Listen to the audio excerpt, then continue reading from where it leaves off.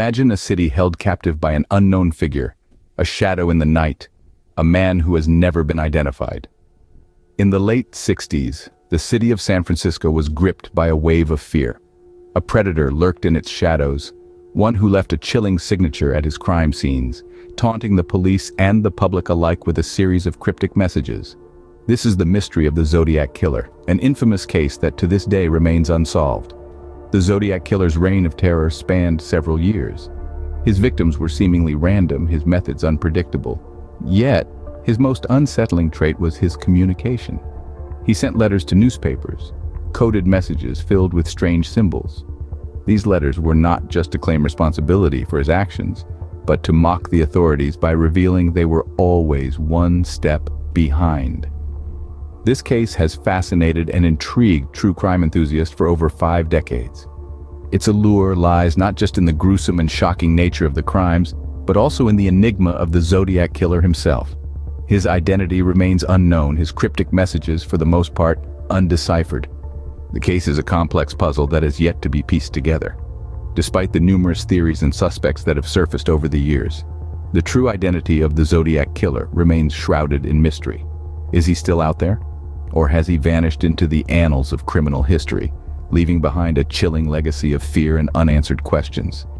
This is the story of a man who turned a city into his hunting ground, who held it captive with his cryptic messages and brutal acts.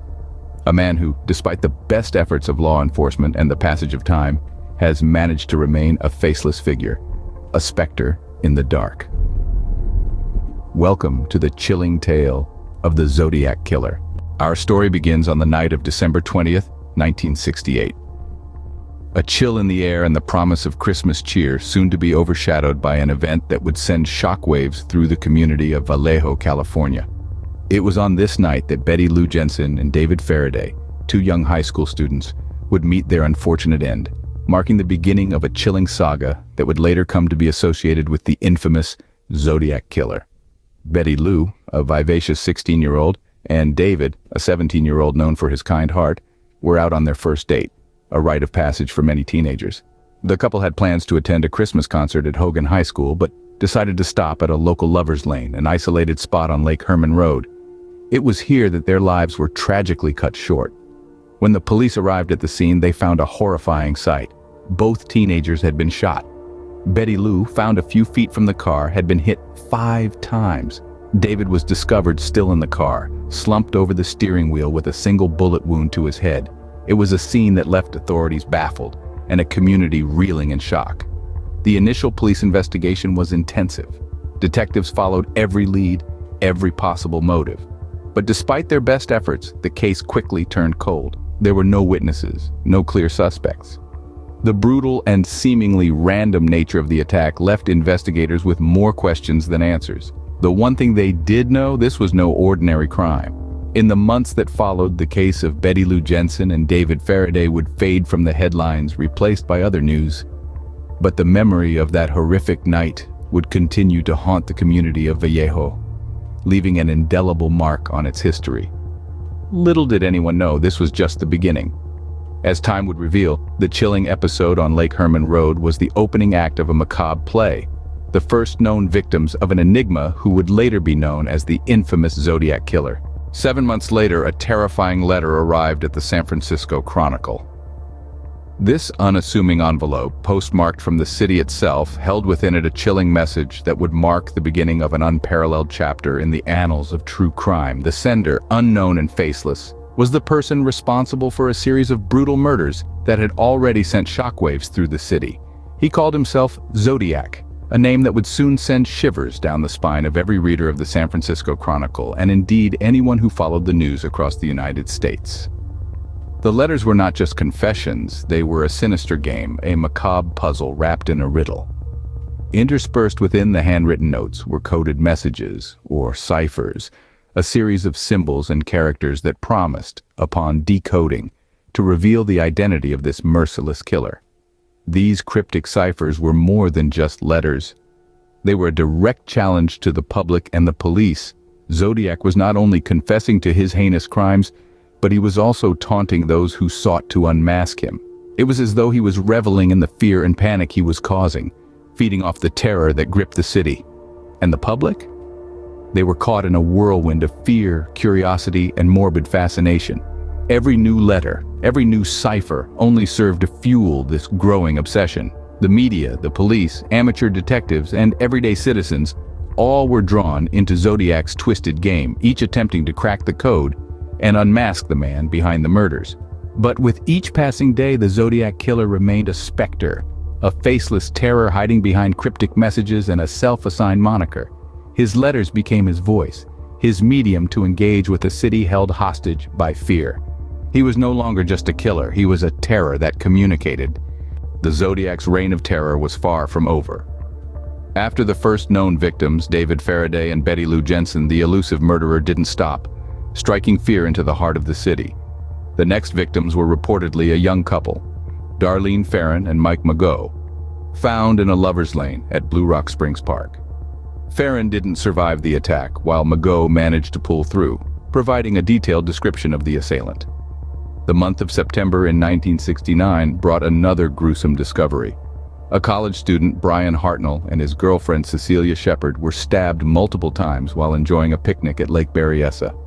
Hartnell survived, but Shepard succumbed to her injuries days later. The killer had not only left his victims, but a message scrawled on Hartnell's car door, a chilling sign of his growing audacity. Just 2 weeks later, a cab driver, Paul Stein, was shot in the head in the upscale Presidio Heights neighborhood, marking a departure from the Zodiac's usual isolated locations.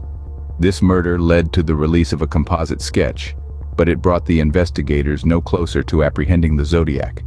It seemed the killer relished in the fear he instilled, going as far as sending a blood-stained piece of Stein's shirt to the San Francisco Chronicle, proving his guilt. The police were at a loss, and the public was on edge. The Zodiac was not only meticulous, but unpredictable, making it nearly impossible for law enforcement to anticipate his next move. Despite their best efforts, the police were always one step behind, their leads often turning into dead ends. The Zodiac continued to communicate, taunting them with cryptic messages and ciphers, while the city lived in dread of his next attack. The city was in the grip of an unidentified, uncatchable killer. The Zodiac had not only taken lives, but had stolen peace, leaving a wave of terror and uncertainty that would resonate for decades to come. As the body count rose, so did the efforts to unmask the Zodiac. The investigation into the Zodiac killings was a complex web of leads, suspects, and dead ends that spanned over several decades. It involved multiple law enforcement agencies, including local police departments and the Federal Bureau of Investigation. The initial investigations were heavily reliant on traditional methods of the time. Police officers were dispatched to crime scenes, canvassing the areas, interviewing witnesses, and collecting physical evidence. The grim task of identifying victims and notifying next of kin fell upon these dedicated men and women. The Zodiac killer, however, proved to be an elusive adversary. The killer's apparent knowledge of police procedures, combined with the cryptic letters sent to the press, added a layer of complexity to the case that confounded investigators. Each letter was a twisted puzzle, a morbid game of cat and mouse that the Zodiac seemed to relish. The FBI joined the hunt, bringing their resources and expertise to the table. Cryptographers and code breakers were enlisted to decipher the Zodiac's coded messages. Profilers worked to build a psychological portrait of the killer, hoping to predict his next move. Yet the Zodiac remained a step ahead, his identity shrouded in mystery. Over the years, numerous suspects emerged, each one scrutinized and investigated. Some were tantalizingly close matches to the profile, yet none could be definitively linked to the killings. Each promising lead seemed to fizzle out, plunging investigators into a maze of frustration and dead ends. Despite the tireless efforts of law enforcement officers, the case went cold. The Zodiac killer, a specter that had cast a dark shadow over Northern California, seemed to have vanished into thin air. The investigation continued, however, fueled by the determination to bring justice to the victims and their families. Despite the best efforts of law enforcement, the Zodiac killer remained a phantom. The enigma of the Zodiac killer remains unsolved, an enduring mystery that continues to captivate and baffle to this day. In 1974, the chilling letters from the Zodiac suddenly stopped. It was as if the infamous sender had vanished into thin air, leaving behind a trail of terror and a pile of unsolved ciphers. The final letter, postmarked January 29th, was no less cryptic than its predecessors, filled with taunts, threats, and a cipher that remains unsolved to this day. This last correspondence, tinged with the same menacing tone, seemed to be a farewell of sorts from the Zodiac. It read, "I'm waiting for a good movie about me. Who will play me?" This was followed by a complex cipher, a series of symbols and numbers that seemed to hold a message only the Zodiac knew. The sudden cessation of the letters sparked a flurry of theories. Some speculated that the Zodiac had met an untimely end, or perhaps had been incarcerated for an unrelated crime, his secret identity forever locked away behind prison walls. Others suggested he might have moved away, or even decided to stop for fear of being caught. A few theorists presented a more chilling possibility.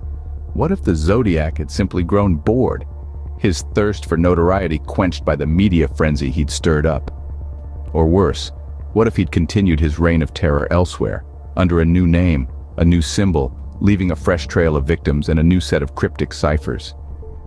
Despite the endless theories and speculation, the sudden silence from the Zodiac killer remains as enigmatic as his identity. The final letter, like the ones before it, left more questions than answers. It was a fitting end to a reign of terror that had gripped the nation, an echo of fear that continued to resonate long after the letters had stopped. The Zodiac had gone silent, but his shadow lingered. His name became synonymous with unsolved mysteries, his letters a testament to a criminal mind that managed to elude capture. Each cipher, each letter, and each victim a chilling reminder of a mystery that remains unsolved to this day. The Zodiac killer left a haunting legacy, a name that still rings in our ears, a phantom that lurks in the shadows of our collective consciousness. This enigma did more than just instill fear and confusion. It sparked an unquenchable curiosity that has driven countless explorations into the darkest corners of the human psyche. Over the years, the Zodiac killer has been the inspiration behind a multitude of books, each one endeavoring to unravel the mystery, to comprehend the incomprehensible. Robert Graysmith's Zodiac stands out among these, a chilling narrative that delves into the mind of the killer, presenting a detailed account of the events as they unfolded. It's a book that has captivated readers worldwide, painting a vivid picture of a terror that once held San Francisco in its icy grip. The silver screen, too, has seen its share of Zodiac-inspired productions. Zodiac, directed by David Fincher, is a cinematic masterpiece that portrays the chilling reality of the Zodiac saga. It's a film that takes us on a journey into the heart of the investigation, capturing the desperation, the obsession, and the relentless pursuit of a seemingly uncatchable phantom. And yet, even as the credits roll, we are left with more questions than answers. Television has also been a medium through which the Zodiac story has been told and retold, with series like The Hunt for the Zodiac Killer offering new perspectives on the case. These productions continue to stoke the fires of fascination, illuminating the mystery in a fresh light, fueling the relentless search for the truth. The Zodiac killer may have successfully evaded capture, but his ominous presence has never faded. His story, a chilling reminder of the depths of human depravity, continues to fascinate, to horrify, to captivate. It's a narrative that has gripped the world, a tale that has spawned countless retellings across various mediums. The Zodiac killer had vanished, but his story lived on. His legacy, as haunting as it is intriguing, remains etched in the annals of true crime history, a mystery that continues to beguile and bewilder us to this day. Decades later, we are still left with more questions than answers. The enigmatic case of the Zodiac killer continues to enthrall, mystify, and haunt us, even in the 23rd year of the 21st century. A chilling saga that began with a spate of brutal killings, escalating into a macabre game of coded messages and taunts, this unsolved mystery remains a chilling testament to the dark corners of human psyche. Let's take a moment to revisit the key points. Our journey began with the first blood, an act of violence that set the stage for a horrifying series of events. Then came the letters, cryptic and chilling, adding another layer of terror to an already horrifying spectacle. As the body count rose, so did the fear, the panic, and the desperate need to catch this elusive predator. The investigation, as intense and wide-ranging as it was, failed to unmask the monster behind the killings. Despite the best efforts of law enforcement, the Zodiac killer remained a phantom, always one step ahead, always watching, always waiting. The final letter, as enigmatic as the ones before it, offered no clues, no leads, and no closure. The legacy of the Zodiac killer is a grim one. It's a tale of horror, fear, and an enduring mystery that continues to captivate and confound us. Despite numerous suspects, theories, and investigations, The identity of the Zodiac killer remains shrouded in mystery. As we delve into the darkness of this unsolved mystery, we are reminded that sometimes the most terrifying monsters are the ones we fail to unmask. The Zodiac killer, a symbol of the unknown, the uncaught, and the unfathomable, remains an enigma, a dark specter that haunts the annals of true crime. The question lingers, echoing in the silence. Who was the Zodiac killer? The answer, it seems, is a mystery yet to be solved.